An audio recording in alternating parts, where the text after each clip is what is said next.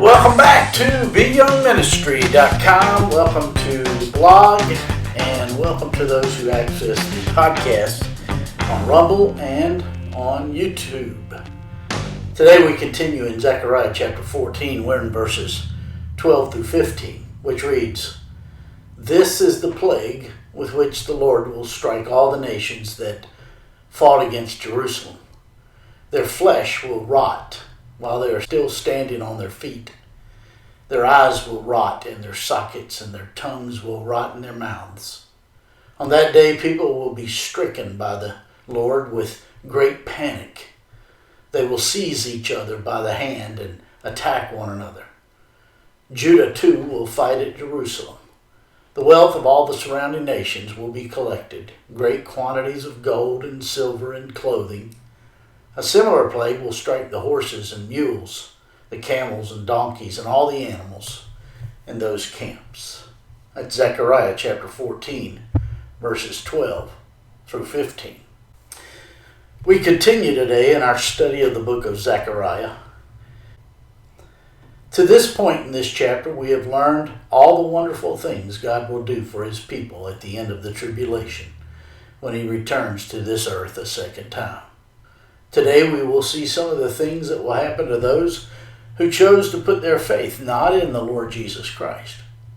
In verse 12 of today's text we read, "This is the plague with which the Lord will strike all the nations that fought against Jerusalem. Their flesh will rot while they are standing on their feet. Their eyes will rot in their sockets, and their tongues will rot in their mouths." Pretty bleak verse. The other day I had someone message me that God would not do these things to people because he is a God of love. That statement proves that this person does not understand real love, because if he did, he would understand the depth of the wickedness of his sin. Dr. Timothy Keller once said, "To be loved but not known is comforting but superficial. To be known and not loved is our greatest fear. But to fully be known and to truly love is, well, a lot like being loved by God. It is what we need more than anything. His love liberates us from pretense, humbles us out of our self-righteousness, and fortifies us for any difficulty life can throw at us. Those who will go to hell for eternity will not go there because God chooses to send them there. They will go there on their own choice. A true understanding of our sinfulness yields the understanding that we are more sinful and flawed in ourselves than we ever dared believe. Yet, at the very same time, we are more loved and accepted in Jesus Christ than we ever dared to hope. The value of the cross of Christ is heightened when we recognize that he went to such great lengths because we were so far damned in our sin. According to verse 12 of today's text, a deadly plague will cause the flesh of those who remained in their sinful condition to rot. Such is the nature of sin. Paul tells us in Galatians that the flesh, or the evil within us, is destroying us. The flesh brings destruction to our being every time we give into it. And these people whose flesh will rot are the ones whom the Lord Jesus will say, "Depart into everlasting punishment." In verse 13 of today's text we read, "On that day people will be stricken by the Lord with great panic. They will seize each other by the hand and attack one another." Those who reject God's offer of salvation will experience a confusion that will cause them such paranoia that they themselves will seize each other by the hand and attack one another. Those who will not be instantly hit with the plague will find themselves killing each other. Terrible confusion, attacking and slaughtering each other. In verses 14 and 15 of today's text, we read, "Judah too will fight at Jerusalem. The wealth of all the surrounding nations will be collected, great quantities of gold and silver and clothing. A similar plague will strike the horses and mules, the donkeys, our camels and donkeys, and all the animals in those camps. The people of Judah will be given incredible strength to fight and win. As a result, the tables will be immediately turned. It will look like all hope will be lost, and then at that point, the fate of Israel will reverse on a dime. The invading godless nations will be counting all their newfound wealth, and just at the last moment, Israel will once again be on top of the battle. And according to verse 15 of today's text, the plague will even touch the animals of war. This will happen in concert with the second return of the Lord Jesus. This just shows how infectious sin is, that even the animals are impacted by the plague. This, yet again, underscores the wicked nature of Satan's way. The plague will be awful, and nuclear war could explain it all. According to Revelation 6:16, it will be why the nations will cry out for the rocks and mountains to fall on them and hide them from the face of him who is seated on the throne and from the Lamb. They will want death, but will be forced to suffer.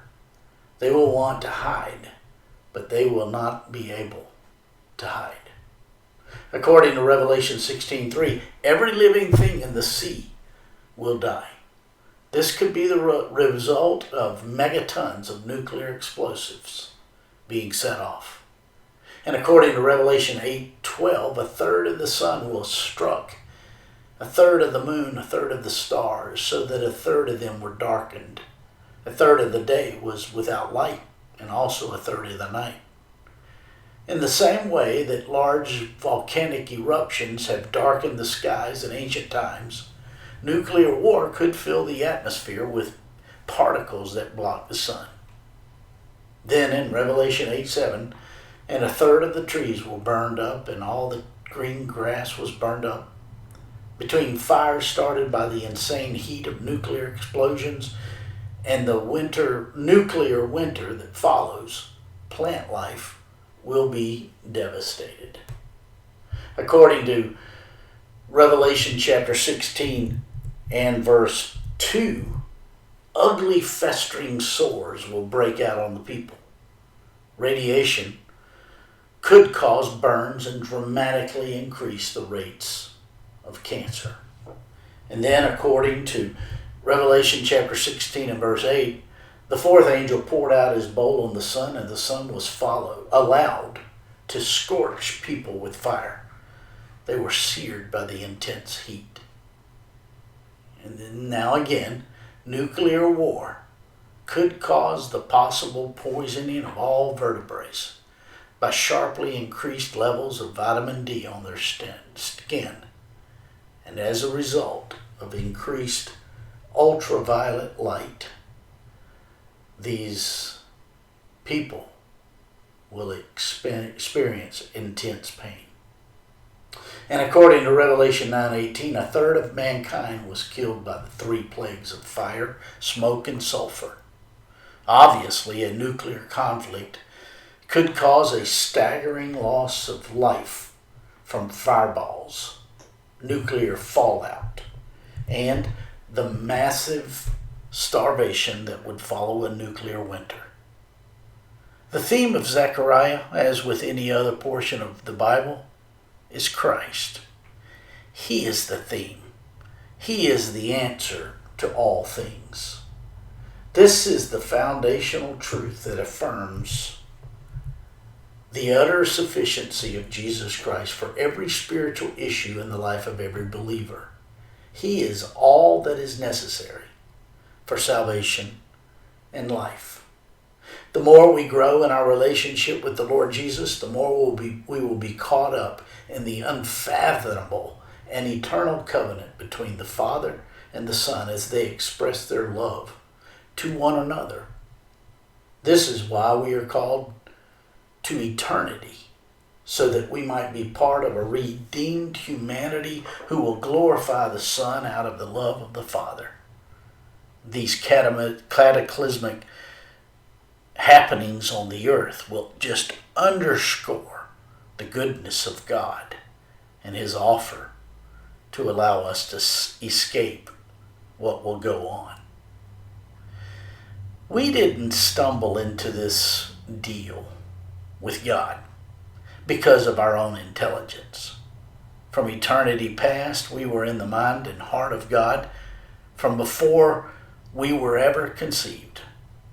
And by His wonderful grace, we were ushered into the place where we recognized our need for Him and said yes to His free offer of salvation through His Son, the Lord Jesus Christ. My friends, I trust this blog and this podcast are helping you with your walk with the Lord. If I could be of further assistance to you, shoot me an email at BYoungMinistry@gmail.com. Hey, have a great day.